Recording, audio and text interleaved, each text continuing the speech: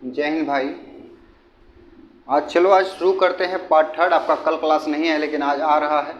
ठीक, अच्छे अच्छे क्वेश्चन का कलेक्शन करने में थोड़ा टाइम लग जाता है, इसलिए आपको 10-10 सेट का दिया जाता है। ठीक है, तो आप सभी का स्वागत है आपके अपने चैनल बिहार बोर्ड एकेडमी में। ठीक, और आपको अच्छा क्लास लगे तो शेयर कीजिए और नहीं अच्छा लगे तो वो भी बताइए। ठीक है, बाकी हम तो बोलेंगे आगे कुछ नहीं। चलो क्लास पे चलते हैं डायरेक्ट।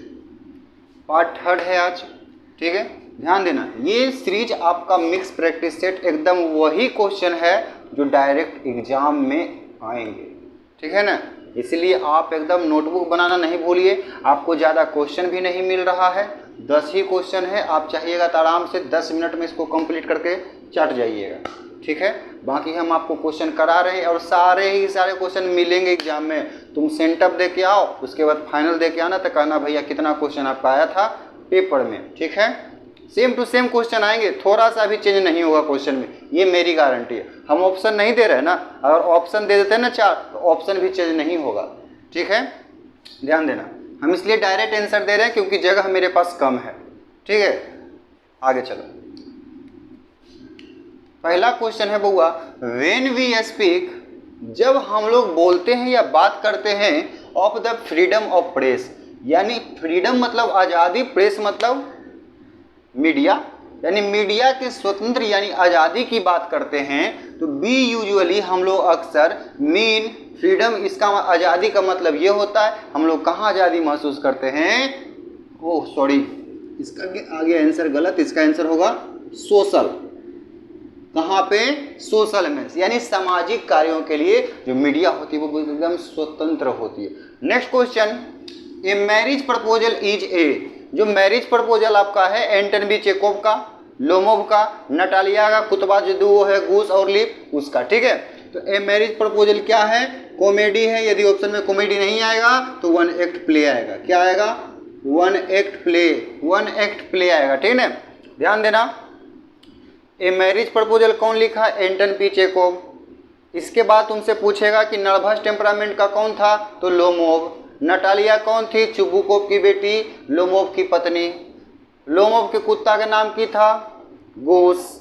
नटालिया के कुत्ता का नाम की था? लीप। याद रखिएगा, आगे क्वेश्चन आएगा। ठीक, अगला क्वेश्चन है, जॉर्डन स्टडी, जो जॉर्डन था वो पढ़ाई किया लॉ का एंड रीड, खाली स्थान और किसका? एक लॉ का और एक थियोलॉजी का। याद रखिएगा, लॉ एंड थियोलॉजी जॉर्डन के बारे में। उसके बाद कहता है, I celebrate in my self and Singh my self, मैं खुद ही मनाता हूँ और खुद को ही गाता हूँ। ठीक, वो कहाँ से लिया गया है? तो पाठ आपका है सॉन्ग ऑफ माई सेल्फ, गोड़का आदमी के वाट बीट में बोले थे ना। गाना कौन गाएगा? गोरा आदमी। गाना कौन गाएगा? गोरा आदमी। याद करवाए थे अच्छा से, ध्यान देना, ऑफलाइन बच्चे वाले एकदम धकाधक होंगे। आगे ध्यान देना। ठीक, ये कहाँ के कवि हैं? अमेरिका के कवि हैं। कहाँ के? अमेरिका के। उसके बाद बोलेगा 37 साल के कवि कौन है? 37। ठीक, तो बोलेगा क्या? Walt Whitman. ठीक है, the Gujarati equivalent for civilisation means, यानी कहता है तो गुजरात इक्विवेलेंट फॉर, यानी गुजरात की जो सभ्यता है वो अच्छी कैसी सभ्यता मानी जाती है?